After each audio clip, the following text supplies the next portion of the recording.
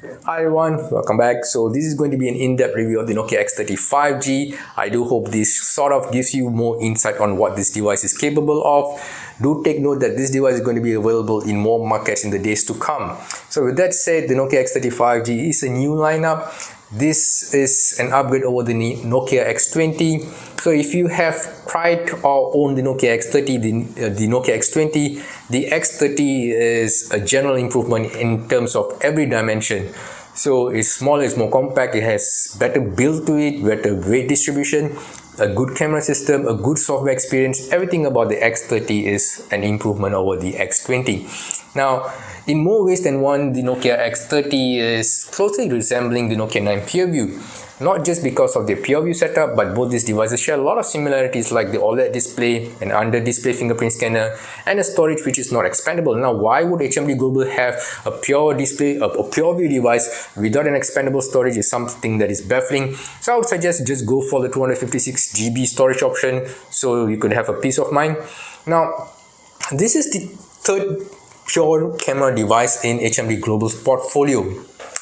Alright, so this is Nokia 9, Nokia 8.3, and this is the Nokia X30. The Nokia 9 PureView has an excellent daytime, something that even the X30 has some hard time to catch up with. The 8.3 has a fantastic ultra-wide output along with a very excellent video recording. Unfortunately, we were let down with the Ozo audio issues, so Nokia, if you're watching this video, please try to address this issue with the Nokia 8.3. A lot of users in the forum has complained on this, and the X30 seems to rewrite on how low-light photography has to be. Now, something that sets the Nokia X30 and the Nokia G60 apart from all other Nokia devices is that apparently now the software experience is done in-house. HMD Global is no longer relying on outsourcing the software experience. Not only the Android experience of it, but also the camera software experience is supposedly done in-house, which means HMD Global has better control and they have got a better venue to address the concerns of the users out there. And I do hope this translates to better engagement with users, especially addressing the concerns, because it is really disappointing to see that though the Nokia 8.3 has a fantastic 4K stabilizing video capabilities, but we are let down with the issues with Ozo audio quality where audio appears muffled. I've done a video on that. A lot of forum users are complaining on that, but nothing much has been done. And the Nokia 8.3, which has the Nokia Android, the Android 12 software as its final update, may or may not see any improvement done to this. So I do hope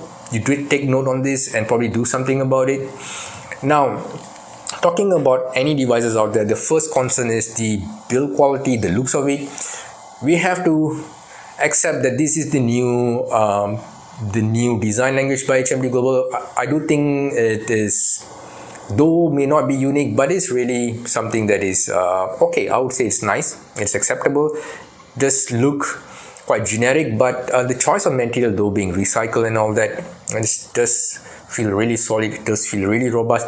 It is something that is really durable compared to all the shiny materials on the Nokia 8.3. For example, you can see how fingerprint prone it is, even the Nokia 9 and even the Nokia 8.0. Yes, they do all look fancy and expensive, but in reality they are slippery, they are prone to scratches, they are a fingerprint magnet, something that the Nokia X30 is doing just fine. Even the camera island here has been upgraded in terms of the material used. It's not prone to scratches. It's got a much more of a matte feel to it. Something that you would really appreciate if you have experienced the Nokia G21 before, which is very prone to scratches.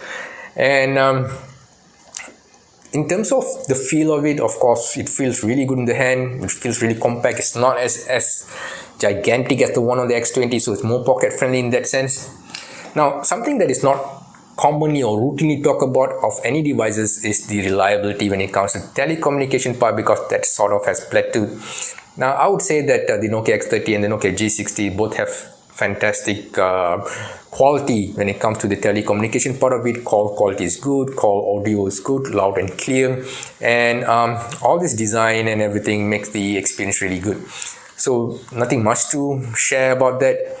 Now, in terms of display here, this is using AMOLED display. It has a 90 Hz refresh rate. One of the things that I've noticed is that under maximum brightness, Unfortunately, there could be some ghosting with the Nokia X30 PureView, and being an AMOLED display, do take note that this might be an issue. So you might although this display can do the always on display thing and all that, take note that the setting of the brightness is probably set it to auto or on the lower side, because I was doing a display test and I had it to set to the max, and it has sort of some ghosting, but it went off after that. So do take note, especially if you're importing the device.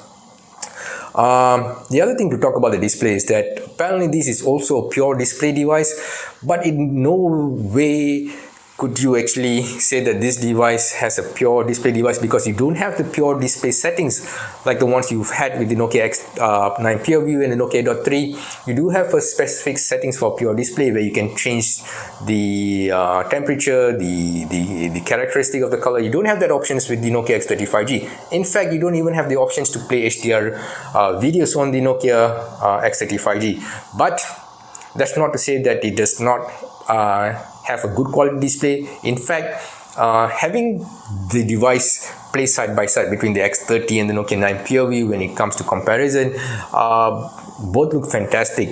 Okay, although the Nokia 9 PureView you can select HDR video playback and the X30 you can't, but the quality is the same, meaning the display automatically adds more dynamic range to whatever that is being displayed on it. So you have sort of an HDR effect on almost anything that you're viewing on the display without having to specifically set it on. So that is something good about the display. When it comes to the loudspeaker, this is having a much better loudspeaker compared to the G60 in terms of loudness. But when it comes to the quality part of it, it is still not as good as the one on the Nokia 804, which has a lot of depth and richness to the audio of the loudspeaker.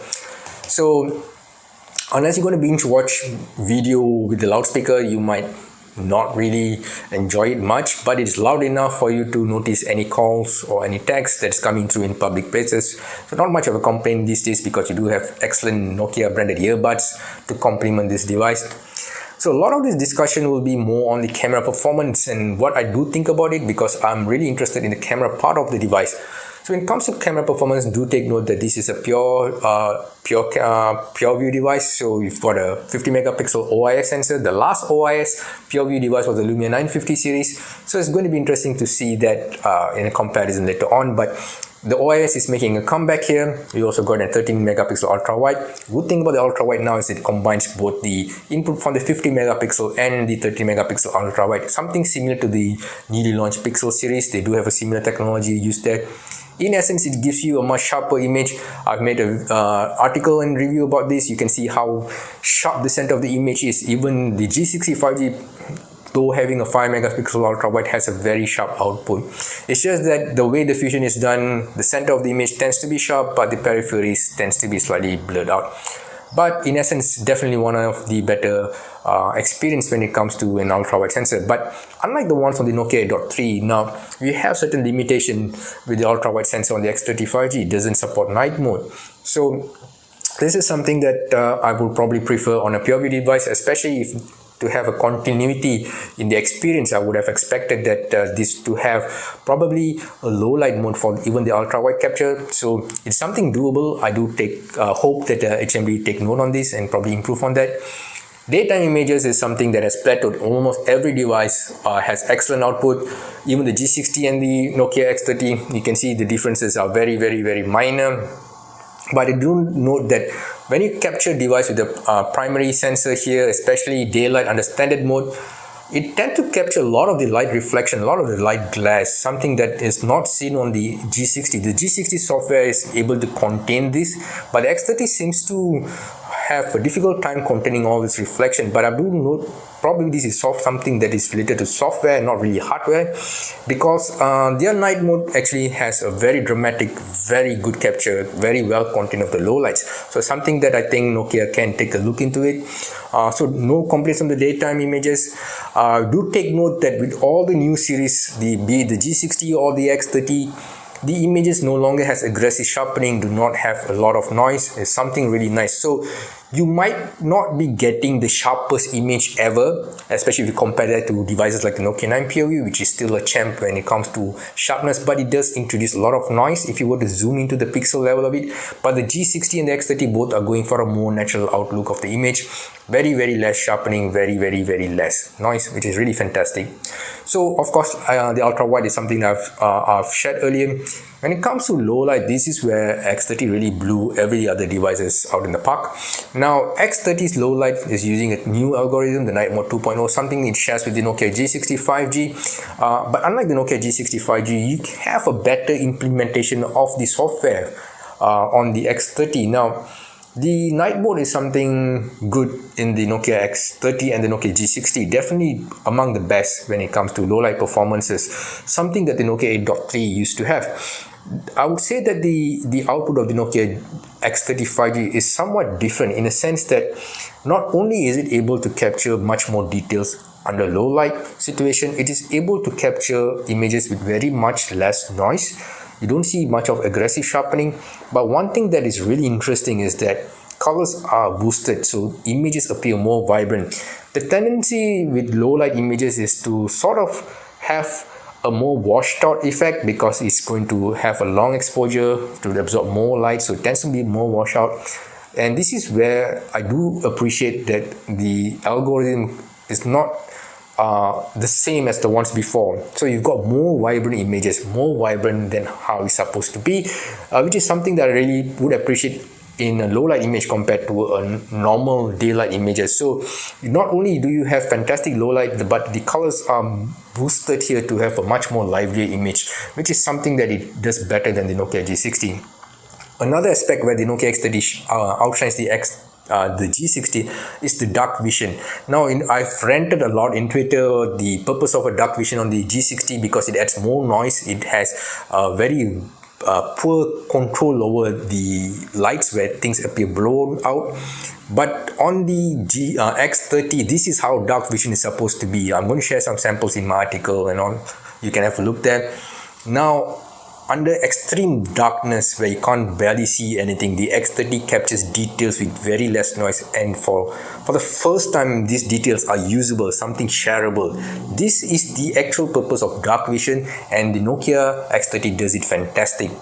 When it comes to the tripod mode, so one of the questions asked was how long more can you get the exposure time, because this has OIS and the G60 doesn't have. But it doesn't really depend on the OIS because it has to be still for you to capture the with tripod mode. Of course, you can activate it manually, but in essence, you're not supposed to move. So having an OIS or not having an OIS is not going to matter much. But the X30 5G is able to push up to 50 seconds. I got up to 48 seconds with the G60. But unfortunately, when it comes to the details and sharpness, for some reason the G60 has much better sharpness compared to the X30. I'm going to have a look into my article. There's a comparison made there. So these are things that can be improved over time, but in general all the images are beautiful. They're definitely a step in the right direction.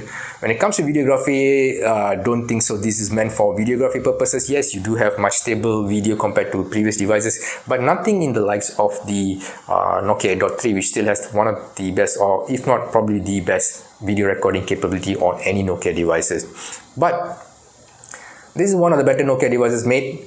This is something worth looking into. I do hope that you at least check this device out if it's available in markets near you. This is worth investing on. I think Nokia is in the right direction. I'll see you in the next video. Bye.